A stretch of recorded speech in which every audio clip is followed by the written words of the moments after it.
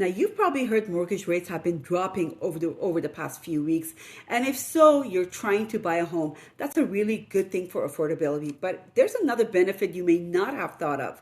As rates come down, more sellers are going to list their houses. And we're already seeing that happening. This graph shows new listings, basically homes that just came onto the market. And if you look at the last bar in green, new listings went up in December. That may not sound like a big deal, but we haven't seen an increase like that since 2020. Here's my take on why this December was different. Some sellers put their plans on hold because they didn't want to take on a higher mortgage for their next home. But with rates trending down, they felt more ready to make their move. Now it's a mindset shift, right? And that's going to continue as rates come down. Now, inventory is still going to be low, but you may see more fresh options for your search as rates come down. And that's where I come in. Give me a call if you're looking to buy this year. Carolyn Alaverdian from Real Estate by Carolyn over at eXp Realty, putting you first every step of the way.